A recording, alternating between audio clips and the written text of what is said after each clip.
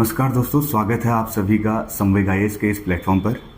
आज हमारे साथ हैं धर्मेंद्र सिंह बिष्ट जी, जिन्होंने उत्तराखंड लोक सेवा आयोग द्वारा आयोजित अपर पीसीएस 2021 की परीक्षा में रैंक 4 के साथ एआरटीओ का पद हासिल किया है। Thank you. धर्मेंद्र जी, एक बार मैं चाहूँगा कि आप अपने बारे में हमारे सभी व्यूअर्स को बताएं और आपकी सिविल सर्विसेज की जर्नी कैसे शुरू हुई, इसके बारे में भी बताएं। जैसे कि सर ने बताया कि मेरा चयन यूके पीसीएस की 2021 के रैंक 4 में हुआ है एआरटीओ पद पर। मेरा पूरा नाम धर्मेंद्र सिंह बिष्ट है। मेरी स्कूलिंग देहरादून एसजीआरआर बालावाला से ही हुई है और मेरा ग्रेजुएशन और post graduation DBS PG college Karanpur Dehradun से ही हुआ है। और मेरे सिविल सर्विसेज की जो जर्नी है वो मेरे फादर के थ्रू ही शुरू हुई है। वो भी एक पब्लिक सर्वेंट है। वो इस समय उत्तराखंड पुलिस में कार्यरत है, और उनको ही देखते हुए हम बड़े हुए हैं और हमने देखा कि कैसे एक सिविल सर्वेंट पब्लिक से डील करता है और कैसे उनकी मदद करता है। ऐसे ही मुझे थोड़ा इंस्पिरेशन मिला कि कैसे मैं भी लोगों के लिए कुछ कर सकता हूँ। इसी दौरान मुझे पता चला कि सिविल सर्विसेज एक ऐसा प्लेटफॉर्म है जहाँ से आप सरकार के साथ मिलकर लोगों के लिए काम कर सकते हैं। और कॉलेज में दौरान मेरे आसपास सभी छात्र और छात्राएं भी इस चीज़ की तैयारी करते थे, तो जिससे मुझे और इंस्पिरेशन मिला कि मैं इस करियर को चुन सकूं। तो धर्मेंद्र जी, जैसा हम जानते हैं कि जो उत्तराखंड पीसीएस का परीक्षा है, इसको हम 3 चरणों में बांट कर देख सकते हैं, जो है प्री, मेंस और इंटरव्यू।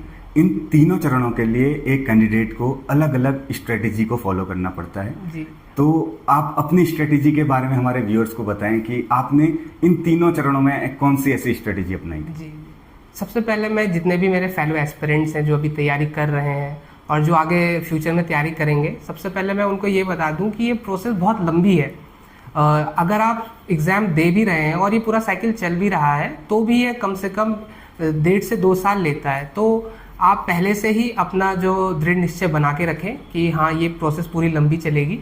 इसीलिए जब आप शुरू कर रहे हैं तो घबराएं नहीं, चाहे वो कोई सी भी स्टेज आए। जैसे प्रीलिम्स सबसे पहले आती है, तो सबसे पहले आप अपनी बेसिक्स बुक्स कवर कर लीजिए। जैसे आपने बहुत से टॉपर्स से सुना होगा, और मैं भी वही रिकमेंड करूँगा कि आप जैसे पॉलिटी के लिए लक्ष्मीकांत आती है, हिस्ट्री के लिए स्पेक्ट्रम आती है, ज्योग्राफी के लिए एनसीईआरटीज़ आती हैं। पहले इन बेसिक्स बुक्स को एक बार कवर कर लीजिए। उसके बाद थोड़ा एडवांस स्टेज में जाइए, जहाँ पे आप कुछ डेडिकेटेड बुक्स हैं जो पीसीएस के लिए बनाई गई हैं, जैसे कि घटना चक्र है और उत्तराखंड के लिए परीक्षा वाणी है, और कोई ईयरली करंट अफेयर बुकलेट आती है, तो उसे पढ़िए। प्रीलिम्स के लिए इतना ही बहुत है। और आप, मुझे लगता है, अगर उसे अच्छे से रिवाइज करेंगे तो आराम से प्रीलिम्स को क्लियर कर सकते हैं।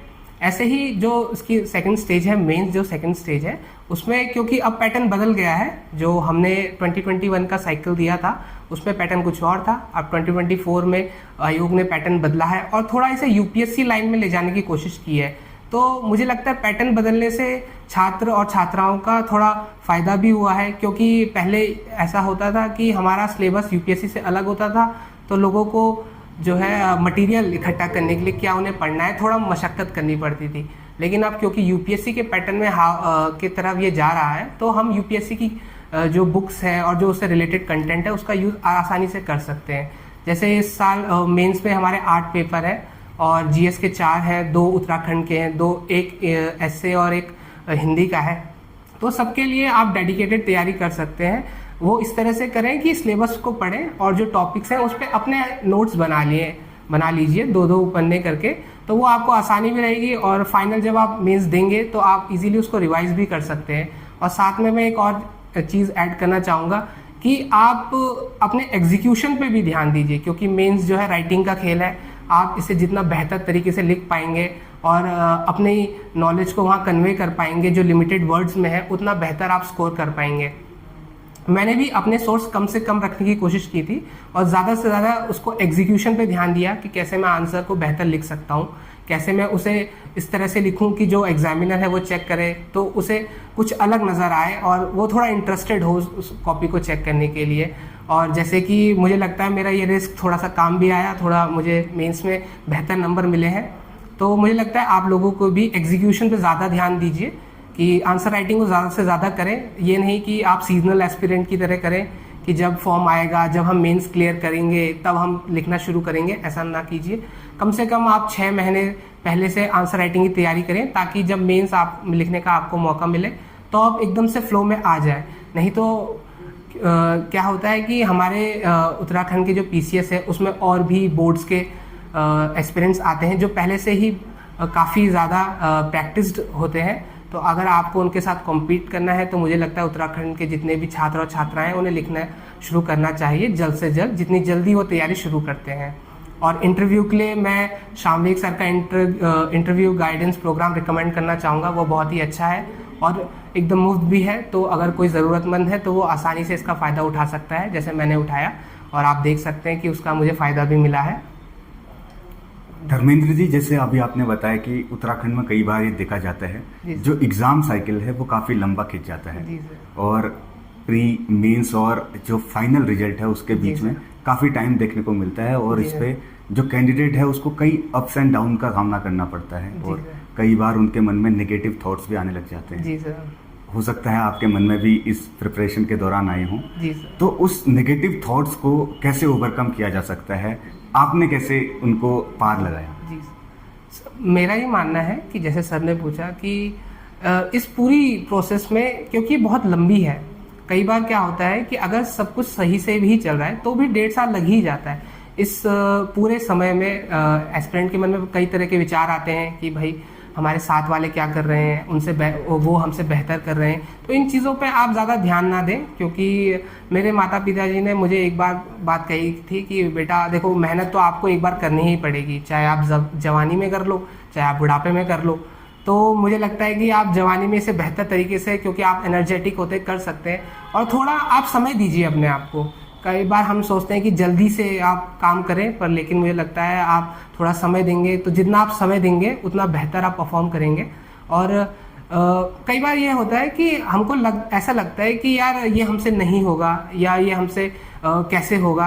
तो मैं आपको एक बार बता दूं, मुझे भी ये लगा पूरी जर्नी के दौरान कि यार मैं कहीं पे जॉब में नहीं हूँ या पहली बार दे रहा हूँ तो कैसे होगा। तो मुझे लगता है कि मेरे लाइफ में एक छोटी सी स्टोरी है कि मैं एक फुटबॉल प्लेयर रह चुका हूँ अपने स्कूल टाइम में। तो हमारे जो कैप्टन थे मिस्टर ढोंडियाल, सौरभ ढोंडियाल, उन्होंने मुझे एक बात कही थी, वो मुझे अभी तक याद है कि देखो, जो सामने वाली टीम है उसके भी 2 हाथ है 2 पैर है, उनको भी उतना ही भगवान ने दिया है जितना आपको दिया है। तो एफर्ट से मत घबराइए, जितना आपके पास मौका है उतना उनके पास भी मौका है, और जितना उनके पास है उतना आपके पास मौका है। तो कुछ भी आपको नेगेटिव लगता है तो अपने माता पिता से बात कीजिए, अपने दोस्तों से बात कीजिए। मुझे लगता है कहीं ना कहीं जो आपको देख रहे हैं कि वो स्ट्रगल करते हुए, वो आपकी बात को समझेंगे, और ज़्यादा उसको सोचिए नहीं, क्योंकि देखिए समय की बात है, आप थोड़ा समय देंगे तो आपको ज़रूर अच्छे रिजल्ट मिलेंगे। धर्मेंद्र जी, जैसे अभी आपने बोला कि आप फुल टाइम यूपी मतलब जो उत्तराखंड पीसीएस को दे रहे थे, और कई बार कहा जाता है कि सिविल सर्वेंट के एस्पिरेंट्स के पास एक प्लान बी होना आवश्यक है। जी सर। तो आपके क्या विचार हैं कि प्लान बी होना आवश्यक है या आप अपना फुल टाइम एक एग्जाम को दे सकते हैं? सर, मेरा ये मानना है कि हर एस्पिरेंट का अलग कैरेक्टर है, वो हर व्यक्ति अलग तरह से चीज़ों को ग्रास्प करता है। कई बार हो सकता है कि कोई स्टूडेंट एक पन्ने को पढ़ने के लिए 2 घंटे ले, कोई 15 मिनट में उसे पढ़ के समझ जाता है। तो ऐसे ही हर व्यक्ति को अपनी अलग स्ट्रेटजी बनानी चाहिए। जैसे मेरा है, तो मैं यूके के साथ मैंने और भी एग्ज़ाम दिए, तो मेरा उसी में मैं थोड़ा बिजी रहता था। लेकिन अगर आपको ऐसा लगता है कि नहीं, ये हो नहीं पा रहा है या मुझे और भी फाइनेंशियल सपोर्ट की ज़रूरत है, तो बेहतर है कि आप प्लान बी भी तैयार रखें। लेकिन मैं एक बात आपको कहना चाहूँगा कि देखिए, आप कुछ भी करेंगे तो आपको कहीं ना कहीं रिस्क तो लेना ही पड़ेगा। आप बिना रिस्क के, मुझे नहीं लगता कि आप कहीं पे भी आप ये कह पाएंगे कि मैं इसको फुल टाइम नहीं करूँगा तो भी मुझे बेनिफिट मिलेगा या पूरी तरह से मुझे इसका रिजल्ट मिलेगा। क्योंकि जैसे मैंने पहले भी कहा कि सीजनल एस्पिरेंट ना बने कि जब फॉर्म आएगा तब पढ़ाई शुरू करेंगे। थोड़ा सा आप टच में रहें, चाहे करंट के रहें चाहे स्टैटिक के रहें, तो वो आपको मदद करेगा।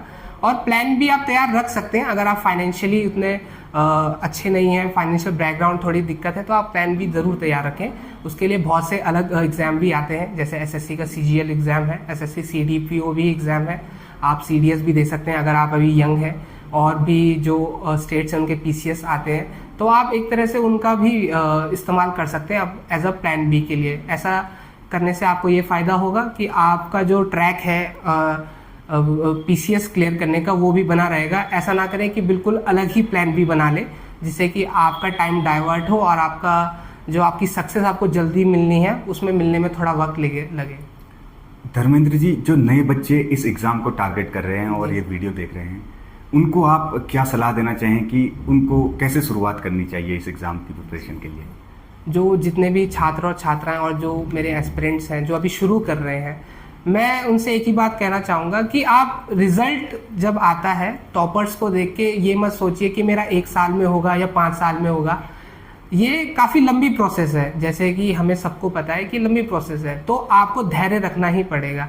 आपको पहले बेसिक्स बुक्स क्लियर करनी ही पड़ेगी। अगर आप बेसिक कॉन्सेप्ट्स क्लियर रखेंगे तो जो एडवांस लेवल पे आप जब जाते हैं मेंस के लिए तैयारी करते हैं, लिखते, तो आपको उतना ही आसानी पड़ेगी। तो जब आप शुरू कर रहे हैं तो थोड़ा समय दीजिए, जल्दीबाजी ना करें। कोई भी बुक अगर आप पढ़ रहे हैं तो उसको स्किप ना करें, आराम से उसे पढ़ें, थोड़ा उसे आत्मसात करें, उसे समझें कि वो क्या कहना चाहती है वो किताब आपसे।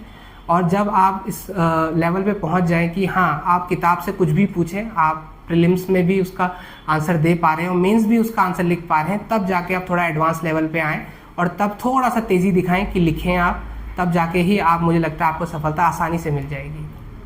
धर्मेंद्र जी, जैसे इस बार के जो उत्तराखंड का मेंस का सिलेबस है उसमें काफ़ी बदलाव आया है। जी जी। 2 उत्तराखंड के नए सब्जेक्ट जोड़े गए हैं जी। इसको जो कैंडिडेट अभी मेंस लिखने वाले हैं या जो आने वाले भविष्य में इस एग्ज़ाम की तैयारी कर रहे हैं, उनको इस एग्ज़ाम को कैसे अप्रोच करना चाहिए?